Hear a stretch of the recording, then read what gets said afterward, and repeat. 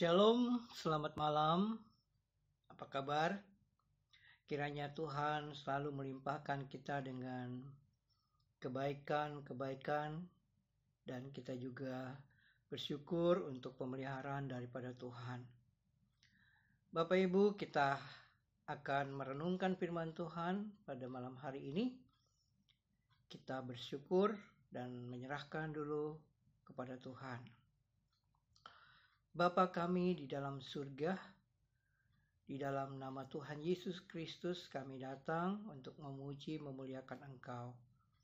Terima kasih kami boleh dipersiapkan untuk merenungkan firman-Mu saat ini. Dan kami rindu agar Tuhan boleh menyatakan kebenaran bagi kami. Kami serahkan diri sepenuhnya, pimpinlah kami, dan biarlah melalui renungan saat ini kami boleh dikuatkan dan diteguhkan. Di dalam nama Tuhan Yesus kami berdoa. Amin. Bapak Ibu, kita sampai pada bagian yang ketiga daripada topik kita tentang menghitung hari dari Mazmur 90. Dan kita akan membaca malam hari ini dari ayat 13 sampai dengan ayat yang ke-17. Mazmur 90 ayat 13 sampai 17. Demikian firman Tuhan. Kembalilah ya Tuhan, berapa lama lagi? Dan sayangilah hamba-hambamu. Kenyangkanlah kami di waktu pagi dengan kasih setiamu, supaya kami bersorak-sorai dan bersukacita semasa hari-hari kami. Buatlah kami bersukacita seimbang dengan hari-hari Engkau menindas kami, seimbang dengan tahun-tahun kami mengalami celaka. Biarlah kelihatan kepada hamba-hambamu perbuatanmu dan semarakmu kepada anak-anak mereka. Kiranya kemurahan Tuhan Allah kami atas kami, dan teguhkanlah perbuatan tangan kami. Ya, perbuatan tangan kami, teguhkanlah itu. Dalam renungan kita pada hari ini, kita memang secara khusus bersama-sama untuk melihat apa yang Tuhan buat. Bukan lagi masa lalu, tetapi masa depan kita. Apa yang kita sedang jalani hari ini, kita siapkan untuk melihat perbuatan Tuhan. Kita sadar bahwa kita sudah mulai menghitung hari itu dengan memulai bersama dengan Tuhan. Karena Tuhanlah tempat perteduhan kita. Dan kita juga menyadari realita penderitaan yang dialami baik akibat dosa maupun penderitaan-penderitaan fisik. Ya, kelemahan-kelemahan yang kita alami. Dan kita memaklumkan itu di dalam bagaimana kita menyerahkan diri di dalam memohon agar Tuhan mengajar kita supaya kita dapat menghitung hari dan memiliki hati yang bijaksana. Nah, dengan beberapa hal yang sudah kita renungkan, kita disadarkan sesungguhnya hidup kita ini hanya kemurahan Tuhan. Ya, mungkin usaha-usaha kita, kekuatan kita adalah bagian yang kita miliki yang Tuhan berikan. Tetapi lebih jauh kita hanya hidup di dalam kemurahan Tuhan. Sebagai ciptaan Allah, di hadapan Allah, pencipta kita, tidak ada hal-hal yang bisa kita banggakan dan sombongkan dengan hidup ini selain daripada Tuhan sendiri yang telah melimpahkan kemurahannya dalam hidup kita. Bapak Ibu, saya belajar banyak hal ketika merenungkan ini.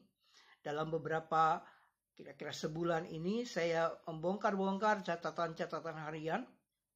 Dan saya menemukan beberapa catatan-catatan harian yang pernah saya buat. Ada yang berkaitan dengan langsung saya tulis dengan firman Tuhan. Ada juga yang cerita-cerita sehari-hari.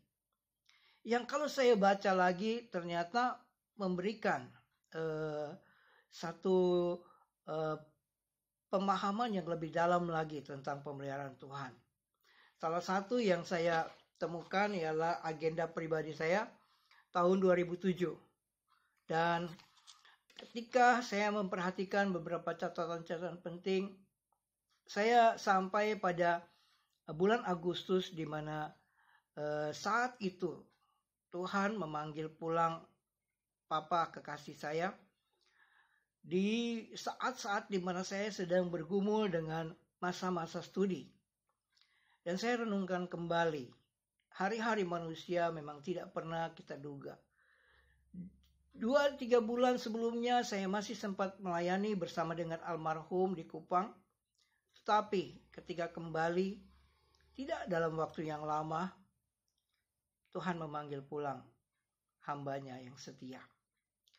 Bapak Ibu, merenungkan hidup kita ini ke depan, kita memang tidak tahu sampai kapan Tuhan berikan waktu di dunia ini. Tetapi kita bisa percaya dan menaruh hidup kita di dalam apa yang sudah kita renungkan kemarin dengan berdoa agar Tuhan mengajar kita menghitung hari-hari kita. Yang sudah lalu menjadi pelajaran yang berharga bagi kita supaya kita bijaksana menyikapi hari ini maupun hari depan kita. Di dalam bacaan kita hari ini saya menemukan beberapa hal yang menarik yang sebenarnya menggambarkan tentang kemurahan Tuhan yang menjadi kerinduan daripada Musa agar kemurahan Tuhan itu nyata di dalam kehidupannya bahkan untuk umat Israel. Saya bacakan sekali lagi ayat 17. Kiranya kemurahan Tuhan Allah kami atas kami. Teguhkanlah perbuatan tangan kami. Ya, perbuatan tangan kami. Teguhkanlah itu. Dalam doa Musa ini memberikan gambaran kepada kita untuk apa yang sedang kita gumulkan ke depan. Bapak Ibu, dengan terjadinya pandemi COVID-19 ini, ada keluarga-keluarga yang berubah profesi. Ada pribadi-pribadi yang kehilangan pekerjaan dan sudah mulai mengusahakan apa yang harus dikembangkan. Ada yang berjualan, yang sekarang lebih banyak berjualan secara online. Ada juga yang berpikir bahwa mungkin dia bisa berbuat sesuatu yang lebih baik lagi. Nah, di tengah-tengah kondisi seperti itu, kita perlu peneguhan dari Tuhan. Kemurahan Tuhan itu lebih dari hidup kita yang sesungguhnya. Nah, saya mencatat beberapa poin di sini yang penting dari doa Musa ketika sudah melihat kenyataan-kenyataan yang terjadi, termasuk penderitaan baik secara fisik maupun penderitaan akibat godaan dosa dan sebagainya. Musa tetap mengarahkan hati kepada Tuhan. Dia berkata, kembalilah ya Tuhan, berapa lama lagi? Sayangilah hamba-hambamu. Ada beberapa hal penting. Yang pertama yang saya lihat di sini, Musa mengajak kita untuk kembali kepada Tuhan, untuk melihat kasih sayang Tuhan. Hidup dalam kasih sayang Tuhan, itu tentu sesuatu yang sangat-sangat indah dan sangat lebih daripada apa yang kita ada gunakan di tengah-tengah dunia ini. Kita sadar bahwa kasih sayang dalam keluarga itu menjadi poin yang penting sekali. Di tengah-tengah kondisi ini ada keluarga yang terpisah, ada mungkin keluarga yang anggota keluarganya meninggal. Tapi kita sadar bahwa keluarga membutuhkan kasih sayang. Tidak pandang status sosial. Dan di tengah-tengah kondisi ini, satu poin yang menarik yang dihimbau ialah tinggal di rumah. Kerja di rumah, produktif di rumah, dan bersama dengan keluarga. Mungkin inilah waktu di mana kita boleh menumbuhkan kasih sayang. Yang selama ini banyak diabaikan. Sibuk mencari uang, tetapi kita kembali ke rumah untuk menumbuhkan, menyiram kasih sayang yang sudah ada di dalam keluarga. Tetapi hidup kita di dalam Tuhan itu jauh melebihi kasih sayang dalam keluarga. Tanpa kasih Tuhan, hidup kita itu hampa. Dan disinilah Musa mengarahkan kita, Tuhan, sayangilah hamba-hambamu lagi. Biarlah kasih sayang dari Tuhan itu semakin melimpah. Tahun-tahun ke depan jangan kita abaikan ini. Hari-hari kita ke depan, kita harus semakin melimpah dengan kasih sayang dari Tuhan. Yang kedua, di dalam ayat 14 dikatakan, kenyangkanlah kami di waktu pagi dengan kasih setiamu, supaya kami bersorak-sorai dan bersuka cita semasa hari-hari kami. Kenyangkanlah kami dengan kasih setiamu pada waktu pagi. Luar biasa, ini satu hal yang kembali membuka mata kita tentang betapa pentingnya, betapa berharganya kasih setia Tuhan. Bapak Ibu, belajar daripada Tuhan tentang kesetiaan itu luar biasa. Melalui pribadi Kristus yang setia sampai mati. Kesetiaan Kristus itu menunjukkan kepada kita walaupun kita tidak setia, dia tetap setia. Dan inilah yang memberikan gambaran kepada kita. Orang-orang yang percaya dan mengandalkan kasih setia Tuhan, dia akan dipuaskan, dikenyangkan. Persoalannya bagi kita, apakah setiap pagi kita menyiapkan diri untuk dipuaskan, dipenuhi, dikenyangkan dengan kasih setia Tuhan? Apa yang pertama kali kita cari setiap pagi? Apa yang pertama kali mengisi hidup kita setiap pagi? Bukankah setiap pagi kita begitu sibuk dengan hal-hal yang sedang kita perjuangkan? Hari ini saya mau melakukan apa? Hari ini saya mau menjalankan apa? Kita lupa bahwa ketika kita memenuhi hidup kita dengan kasih setia Tuhan, itu jauh lebih berharga dan bahkan mempersiapkan kita untuk bersuka cita, bersorak-sorai semasa hari-hari kita. Orang yang tidak memulai hari itu dengan kasih setia Tuhan, hari itu akan penuh dengan, dia akan kehilangan dengan sukacita, bahkan penuh dengan sungut-sungut, dan tidak ada yang memberikan kepadanya semangat dan gairah. Kiranya kita memulai hari kita dengan kasih setia Tuhan. Kita mengisi seluruh hidup kita, pikiran, hati kita dengan kasih setia Tuhan. Kebaikan Tuhan yang tak terhingga itu. Kemudian, di dalam ayat yang ke-15, buatlah kami bersuka cita seimbang dengan hari-hari Engkau, menindas kami seimbang dengan tahun-tahun kami mengalami kecelakaan. Kita tahu bahwa fakta yang dialami, ada penderitaan, ada masalah-masalah yang terjadi. Di satu sisi secara positif kita pun juga berpikir, merenungkan bahwa ada hal-hal yang kita alami yang menjadi bagian di mana Tuhan sedang mengajar kita, mendisiplin kita.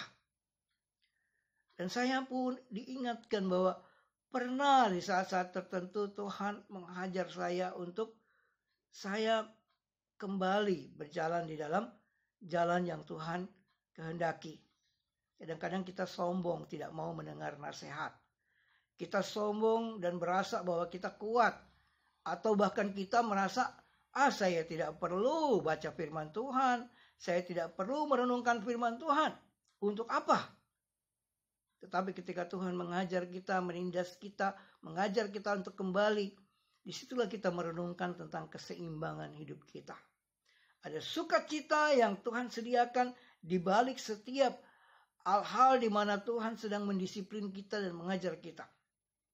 Bangsa Israel pun melihat hal itu.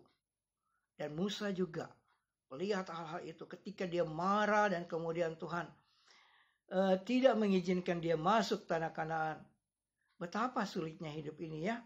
Ketika kita tidak bisa merasakan, mengalami bagaimana Tuhan sedang memberikan pelajaran-pelajaran berharga. Dan saya juga percaya bahwa pandemi COVID-19 ini juga sebuah bagian di ibaratnya satu episode cerita kisah kita, sejarah hidup kita, yang sedang di mana kita harus rasakan, alami. Dan disitulah kita melihat keseimbangan hidup kita. Ada saat-saat susah, ada saat senang, ada saat di mana kita sakit, ada juga saat di mana kita sembuh dan sehat.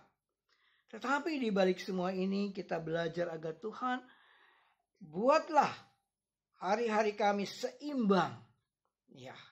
Jadi antara keadaan-keadaan di mana kita belajar tentang kehendak Tuhan untuk hidup kita, dan kita juga menikmati sukacita daripada bagaimana kita mentaati Tuhan dalam hidup kita. Dan berikutnya yang ada di dalam ayat 16 dan 17 itu bicara tentang perbuatan Tuhan. Dikatakan, biarlah kelihatan kepada hamba-hambamu perbuatanmu dan semarakmu kepada anak-anak mereka. Ayat 16, dan kemudian juga berkaitan dengan perbuatan Tuhan dan perbuatan kita. Bapak Ibu, menghitung hari bukan berarti kita pasif ya. Kita hanya menulis apakah di tembok atau di kalender, hari demi hari kita sudah lewati. Atau mungkin kita membuat catatan. Tetapi ada sesuatu yang harus kita renungkan. Biarlah kelihatan kepada hamba-hambamu dan kepada keturunan mereka, anak-anak mereka, perbuatanmu, semarak perbuatan Tuhan. Menghitung hari ke depan ini mengajar kita untuk semakin peka, semakin dalam memahami pekerjaan Tuhan. Ya, jangan menjadi orang yang cuek atau tidak peduli dengan pekerjaan Tuhan. Ada banyak yang sedang Tuhan tunjukkan dalam hidup kita. Perbuatan-perbuatannya, keagungannya, semaraknya, dan kehebatan, kedahsyatan yang harus kita akui. Dan itu juga tidak hanya cukup kita sendiri, tetapi untuk keturunan kita, anak-anak kita pun juga menyaksikan. Bapak-bapak, ibu-ibu sebagai orang tua, di dalam bagian ini sangat penting. Apa yang kita alami tentang perbuatan Tuhan itu harus kita juga tunjukkan kepada keluarga kita. Jangan kita berpuas diri, Tuhan baik, Tuhan begitu indah menyatakan dalam hidup kita. Apakah anak-anak kita juga melihat itu? Apakah mereka belajar bahwa pemeliharaan Tuhan yang begitu ajaib dalam hidup kita juga mereka lihat? Dan saya yakin jemaat The Alliance Bible Church juga mengalami banyak hal. Melewati sejarah gereja di TABC di Timor Leste yang beberapa bulan lagi memasuk usia 30 tahun, dan kita juga boleh merenungkan ada masa-masa di mana kebaikan-kebaikan Tuhan, perbuatan Tuhan itu ajaib, dan itu perlu disaksikan. Dan perbuatan Tuhan yang kita alami juga menjadi motivasi, menjadi satu dasar untuk kita bertindak. Dan itu sebabnya diakhiri dengan ayat 17 memberikan satu permohonan yang kuat dari Mazmur ini, dari Musa, kiranya kemurahan Tuhan Allah kami atas kami. Teguhkanlah perbuatan tangan kami. Ya, perbuatan tangan kami, teguhkanlah itu. Menjadi doa yang sangat penting untuk ke depan, Bapak Ibu. Kita tetap punya rencana, kita juga tetap punya keputusan-keputusan penting ke depan. Tetapi kita perlu dan kita sangat membutuhkan kemurahan Tuhan di dalam setiap rencana kita. Manusia memikirkan jalan-jalannya, tetapi Tuhan yang menguji hati kita. Tuhanlah yang menetapkan langkah-langkah orang benar. Apabila ia jatuh, tidak sampai tergeletak, sebab tangan Tuhan menopang. Kita setiap hari membutuhkan peneguhan dari Tuhan untuk setiap rencana. Sebulan yang lalu memang kami majelis dan pengurus gereja khususnya membicarakan tentang planning ke depan yang sedang dipersiapkan. Tetapi di tengah-tengah kondisi itu terjadi seperti ini. Apakah kita kemudian menjadi kecewa, putus asa, hopeless? Ya sudah, rencana kita dibatalkan. Tetapi di sini kita melihat Tuhan di atas segala-galanya sedang menuntun kita untuk sebuah rencana yang jauh lebih baik, lebih besar. Biarlah Bapak Ibu, setiap keluarga menyerahkan perbuatan, pekerjaan, planning, dan segalanya agar Tuhan meneguhkan kita. Apapun yang sedang kita pikirkan di dalam bulan ini, kita masih sedang menunggu nih, menanti apa yang terjadi tentang keadaan-keadaan yang terjadi dengan pandemi COVID-19 ini. Tetapi rencana kita tetap kita serahkan ke dalam tangan Tuhan untuk Tuhan memberkati dan meneguhkannya di dalam kemurahannya. Bapak Ibu, ketika kita hidup di dalam kemurahan Tuhan, kita bukanlah orang-orang yang pesimis dengan keadaan. Kita bukan orang yang menyerah dengan keadaan. Tetapi justru keadaan ini mengajarkan kepada kita bahwa Tuhan sedang menyediakan jalan yang terbaik. Tuhan sedang mempersiapkan kita untuk sesuatu yang lebih baik. Apakah ke depan itu suatu masalah yang lebih besar? Apakah ke depan itu suatu pergumulan yang lebih berat? Tetapi bersama dengan Tuhan, Tuhan akan meneguhkan perbuatan-perbuatan tangan kita. Pelayanan kita. Apa yang sedang Tuhan percayakan kepada kita saat ini? Kita bukanlah orang-orang yang kalah.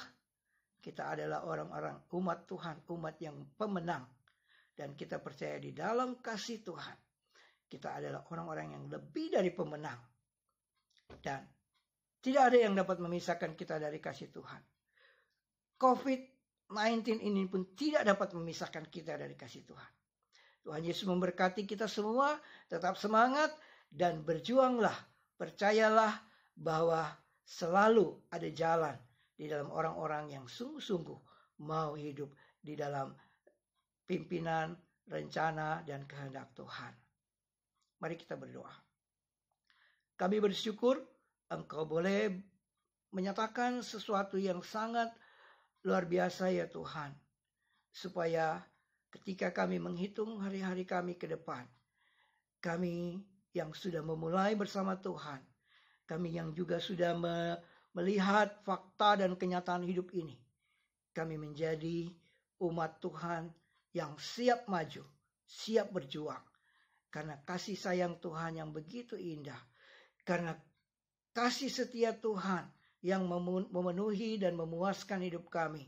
Dan bahkan Tuhan mengajar kami tentang keseimbangan dalam hidup kami.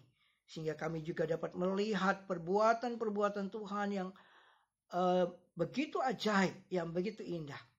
Dan melaluinya kemurahan Tuhan nyata, meneguhkan dan memberkati kami. Terima kasih Bapa, ampuni kami bila kami meragukan Engkau. Kami sekarang menyerahkan diri sepenuhnya di dalam pertolongan-Mu. Sempurnakanlah dan kuatkan kami menghadapi hari esok. Kami percaya di dalam nama Tuhan Yesus Kristus. Kami berdoa. Amin.